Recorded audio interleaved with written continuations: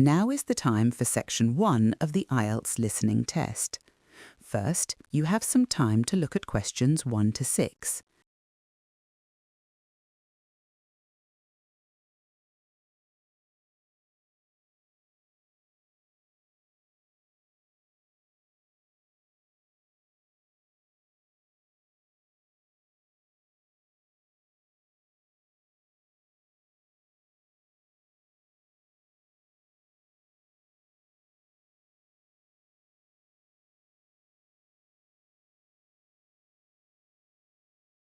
Now listen carefully and answer questions 1 to 6.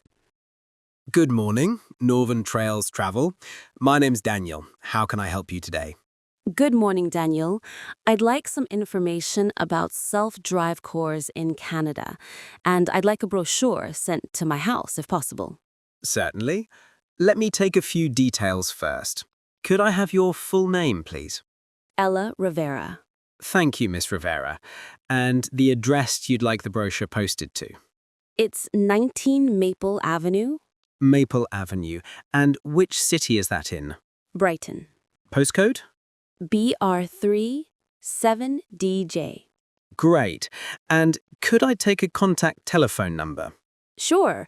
My mobile is 07 745 998 412. Perfect. Finally, how did you hear about Northern Trails? A friend? An online advert? I read an article about your company in a magazine last weekend. Wonderful.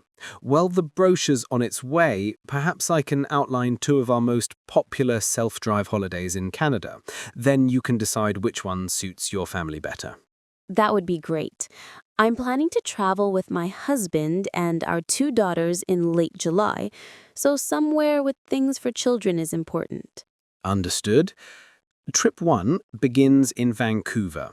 Most families like to spend a full day at the world-class aquarium there. It's huge and very interactive for kids. My girls would love that, so the aquarium is a must. After Vancouver, you drive east to the Rocky Mountains and stay in Banff National Park. Now, accommodation there can either be a cozy hotel or a place on the park campground. We definitely prefer a proper roof over our heads. No campground for us in midsummer. Noted. From Banff, you continue to Jasper, take the scenic Icefields Parkway, and finish the trip with 2 nights in Calgary before flying home. Trip 2 is a little different. It starts on the opposite coast in Toronto, then heads to Niagara Falls, where you can take a boat right up to the falls. Fantastic. That's on our bucket list. From there, you drive northeast to the wine region around Kelowna. Many customers like to stop at Spirit Ridge to see a spectacular waterfall on the way. Yes, I've seen photos of that waterfall. We'd love to include it. After Kelowna, the route continues through Ottawa to Montreal, which is famous for designer boutiques, though of course not everyone chooses to shop. My husband says we shop enough at home, so we'll probably skip the boutiques. Fair enough. The final stop is Halifax on the Atlantic coast. Families usually enjoy a few lazy afternoons on the sandy beaches there before the flight back. Perfect. The girls can splash while we relax. Before we continue, you have some time to look at questions 7 to 10.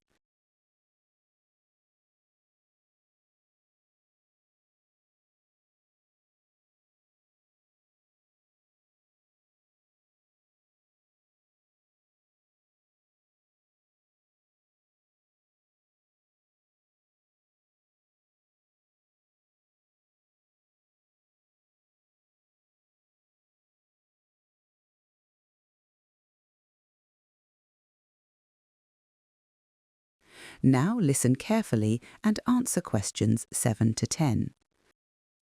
Now, could you give me the practical details, length, distance, and price? Certainly. Let me read from our fact sheet. Trip 1 lasts 14 days in total and covers 2,400 kilometers. The shortest single drive is about 180 kilometers, the longest just under 650 kilometers. The price is £575 per person. That includes all accommodation, full car hire, and one ferry crossing between Vancouver Island and the mainland. Meals are on a pay-as-you-go basis. Okay, and trip 2? Trip 2 is 10 days long with roughly 1,250 kilometers of driving. It's £479 per person. The package covers accommodation and car hire, and each hotel rate also includes daily breakfast. Flights are extra for that one. I see. It sounds as if trip 2 involves fewer hours on the road, which might be easier with children. Exactly. Many families choose it for that reason. Great. Could you email the quotes as well as sending the brochure? Then my husband and I can look everything over tonight. Of course, I'll send a PDF summary with today's date. Anything else I can help you with right now? No, that's everything. Thanks for your time, Daniel. I'll be in touch once we've decided. My pleasure, Miss Rivera. Enjoy planning and speak soon. Goodbye. Goodbye. That is the end of section 1. You now have half a minute to check your answers.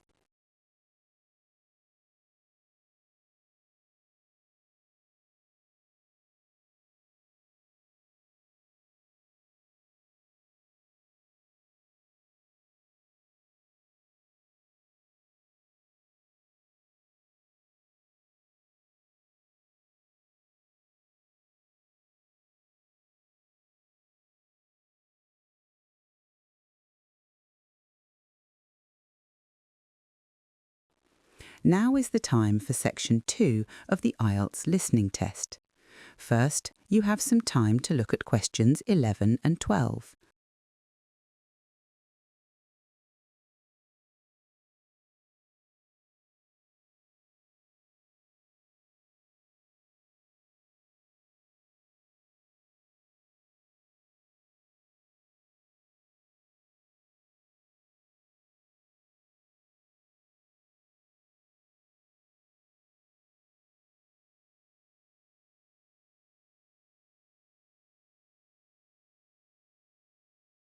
Now listen carefully and answer questions 11 and 12.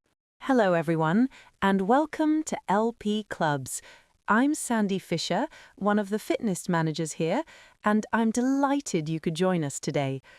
Before we begin our tour of the club, I'd like to tell you about the facilities we offer, some recent improvements we've made, and the membership options available. First, let's talk about our swimming pool. It measures 25 meters in length, not quite Olympic size, but thanks to our recent renovation, we've expanded it from 6 lanes to 8 lanes, making it much wider than before.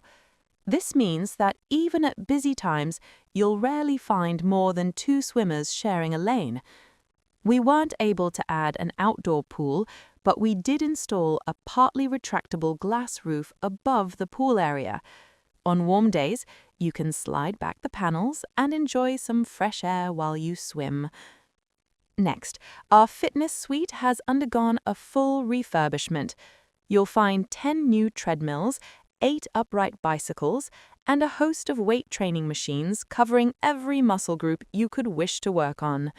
When you join, each piece of equipment will be demonstrated for you in a one-to-one session, and a qualified trainer is on duty at all times to answer questions or offer advice. For members who prefer quieter workouts, we have adult-only sessions every weekday after 6 p.m. and on Saturday mornings, while younger members can enjoy specialized classes such as trampolining, junior yoga, and circuit training.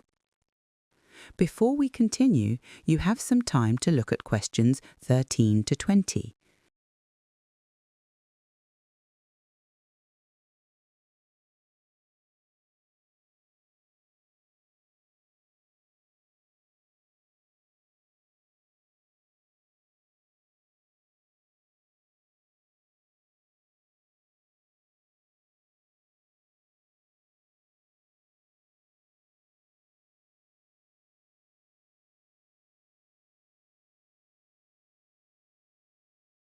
Now listen carefully and answer questions 13 to 20. Now, one thing that sets LP clubs apart is our commitment to your safety and well-being, starting from the moment you sign up. On your first day, you'll complete a health questionnaire, giving details of any 13 health problems you may have. A personal trainer will review your answers with you, discuss any concerns, and ensure you fully understand the Fitness Suite's 14 safety rules before you use any equipment. It's essential we avoid accidents, so during your next session, your trainer will accompany you on the gym floor to make sure you're comfortable with the machines. At the end of your personal assessment, the trainer will draw up a 6-week, 15 training plan, setting out realistic targets for you to achieve. We'll then meet again at the end of that period to see how you're progressing.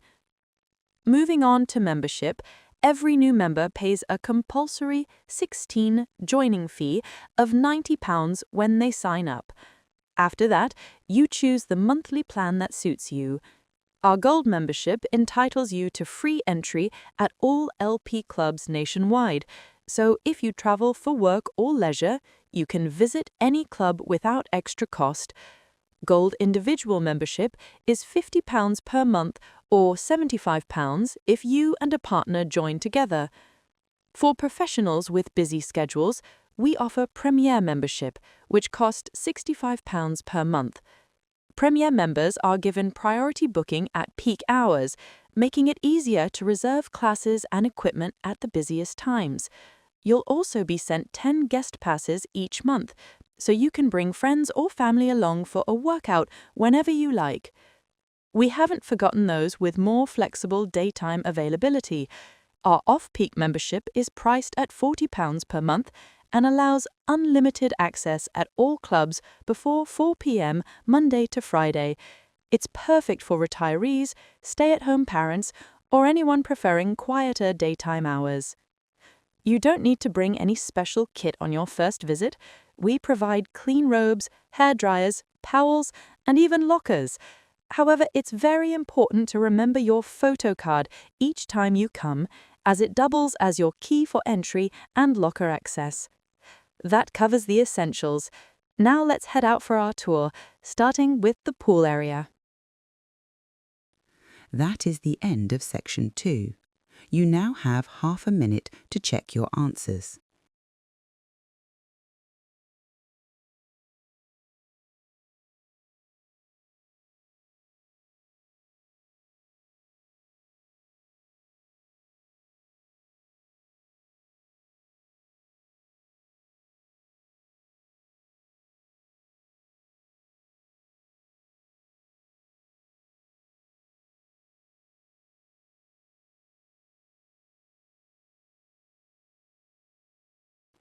Now is the time for section 3 of the IELTS listening test. First, you have some time to look at questions 21 to 25.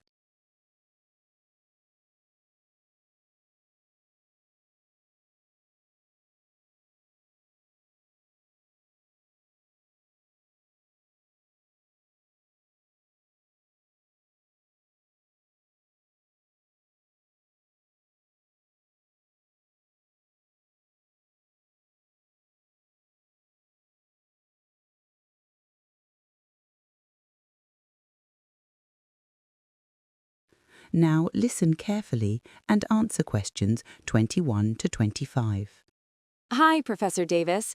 I'm Emily Yu from the Mechanical Engineering Department. My supervisor said you'd be the best person to advise me on my entry for the Global Design Competition. Hello, Emma. Please come in and have a seat. I've reviewed the competition brief and your concept summary. Why don't you start by telling me what the competition requires? Sure, it's an international design challenge. Each entrant must adopt an innovative approach to existing domestic kitchen appliance technology, using it in a way that hasn't been done before. So energy efficiency isn't the main criterion this year. No, last year was all about saving energy. This year, the focus is purely on innovation. finding a novel application for current technologies rather than improving performance metrics. Understood. Which appliance have you chosen for your design? I decided to work on the dishwasher. The dishwasher, an old standby. Why pick that? Dishwashers are in almost every modern home, but their basic operation and appearance haven't changed much in decades. In an online survey of 75 people, 60% said they'd pay extra for a model that's both visually striking and more intuitive to use. I thought I could make dishwashers more appealing. Good market insight. So what's your visual or interaction concept? I call it the Wave Lounge. The unit has a sapphire glass lid through which you can see inside, where rows of ceramic tiles undulate like water ripples. In the center sits a polished mahogany knob. The wooden knob, what function does that serve? Is it merely decorative? It's functional. Instead of digital buttons, you push and turn the knob to switch on the dishwasher, choose one of 3 wash programs, and adjust the cycle time. So it replaces the entire control panel, a single tactile interface. Clever. Now, what about the cleaning mechanism itself? What makes that innovative? Unlike conventional water jets and detergent, the Wave Lounge uses ultrasonic cleaning. We've integrated a series of piezoelectric transducers beneath the base that generate high-frequency sound waves. Those waves create microscopic bubbles that implode on the dish surfaces, dislodging grease and residues. Ultrasonic cleaning, like in jewelry cleaners. That could eliminate harsh chemicals. After the cleaning cycle, where does all the loosened debris go? The wash chamber drains into a concealed filter module. In that filter chamber, the water flows through a multi-layer mesh that captures food particles and lint, separating the solids from the liquid. And the filtered water, what happens to it? After filtration, the water passes through a UVC sterilizer and then is pumped back into the reservoir for reuse in the next cycle. It's a closed-loop cleaning system. Very sustainable. So you're using less water, no detergent, and recycling the same water multiple times. Have you tested how many cycles you can run before performance drops? Yes, my bench scale prototype ran 10 cycles with no noticeable drop in cleaning efficacy. I measured residual oil on test plates and saw under 5% carryover after 10 cycles. Before we continue, you have some time to look at questions 26 to 30.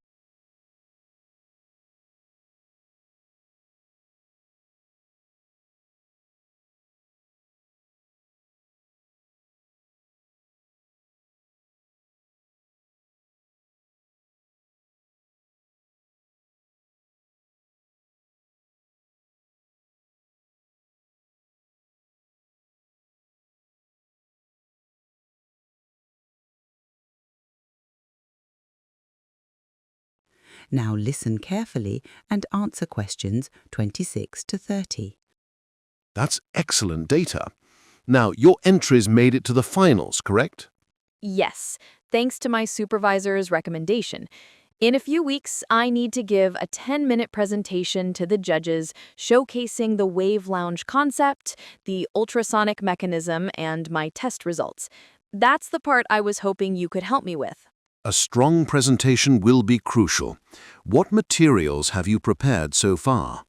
I have detailed CAD renderings, a 600-word technical abstract explaining the physics of ultrasonic cavitation, and preliminary cost calculations. To really impress, you'll want a physical prototype, or at least a working scale model so you can demonstrate the knob control and maybe even the ultrasonic effect. I agree. I tried building a 1:6 scale model using acrylic for the lid and off-the-shelf transducers, but sourcing high-quality industrial ultrasonic transducers and the precision gearbox for the knob has been prohibitively expensive. Prototyping costs are often a barrier. Have you looked into university innovation grants or departmental funding? Not yet. I wasn't sure which grants apply to student design projects. The Engineering Faculty Innovation Grant offers up to £2,500 for prototype development. I can mentor you through the application process and provide a supporting letter. That would be a huge help. Thank you. Also, send me your technical abstract. I'll review it to ensure your terminology is precise, your descriptions of cavitation thresholds and filter efficiencies are clear, and your safety measures around ultrasonic intensities are fully detailed. I'll email it by this afternoon. Finally, structure your presentation like this. Open with the market gap analysis, reveal the wave lounge aesthetic and single knob interface, explain the ultrasonic cleaning science with your data charts, then conclude with a live demo of your scale model or even a short video if a live demo isn't possible. Let's meet next Wednesday in my office to review your draft slides and rehearse. That plan sounds excellent. I really appreciate your guidance, Professor Davis. My pleasure, Emma. Your Wave Lounge design has genuine potential. See you next week with the grant draft and abstract. Thank you. I'll see you then. That is the end of section 3. You now have half a minute to check your answers.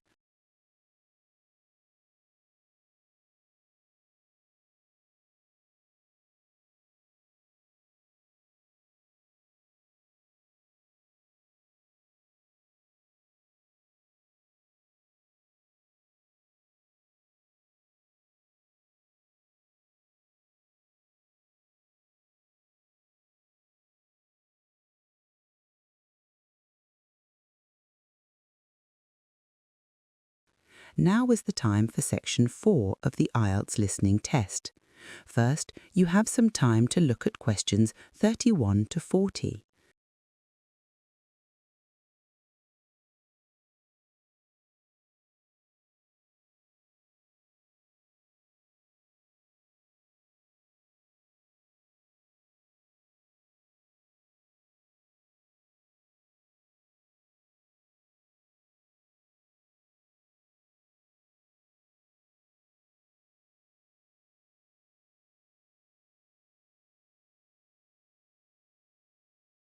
Now listen carefully and answer questions 31 to 40. Today, we continue our exploration of wildlife conservation by turning our attention to a species that has received significant attention in recent decades, the desert tortoise. The desert tortoise is a remarkable reptile found in the southwestern United States, particularly in parts of California, Nevada, Arizona, and Utah. It lives in hot, dry regions and is well adapted to survive with very little water. Now, what makes this tortoise so interesting? First of all, its ability to live for decades in harsh desert conditions is impressive. But what is perhaps more surprising is that the desert tortoise is now considered a threatened species, mainly due to human interference. It spends more than 90% of its life underground in burrows, which helps it regulate body temperature and avoid dehydration. When it does emerge, it feeds primarily on grasses and wildflowers that grow during the brief rainy seasons. One of the key issues for this species is its slow rate of growth. A desert tortoise may not reach full maturity until it is 15 to 20 years old. Even then, females lay relatively few eggs, typically no more than 5 to 10 each year. Unfortunately, only a small number of hatchlings survive to adulthood due to predators, extreme temperatures, and lack of food. There's also a biological aspect to consider. Desert tortoises have a very weak immune system, which makes them highly vulnerable to disease. One disease that has been especially damaging is upper respiratory tract disease, which spreads easily when tortoises are moved between different regions, often because of human relocation efforts. URTD has already caused population declines in several parts of the Mojave Desert. Moving on to habitat, the desert tortoise requires open, sandy areas with plenty of sunlight and vegetation for grazing. These environments are increasingly under threat. One major concern is habitat loss due to urban development. As more homes, roads, and businesses are built, the tortoise's natural space continues to shrink. Additionally, off-road vehicles are a growing problem. Many people use all-terrain vehicles, ATVs, in the desert for recreation, but these vehicles can crush burrows, disrupt nests, and destroy food plants. Another pressing concern is the introduction of non-native plant species. These plants often spread quickly and compete with native vegetation that the tortoise depends on. For example, invasive grasses can increase the risk of wildfires, which the tortoises are not adapted to survive. So what steps are being taken to protect this important species? In 1990, the U.S. government officially listed the desert tortoise as a threatened species under the Endangered Species Act. This has led to a number of protective measures. One such action is the creation of conservation zones, where land is managed specifically to support tortoise populations. These zones include fencing along highways to reduce road mortality and educational programs to teach people about proper desert behavior. There are also several breeding programs in place. These are designed to raise young tortoises in protected environments and then release them into the wild when they're large enough to defend themselves. While this has shown some success, challenges remain.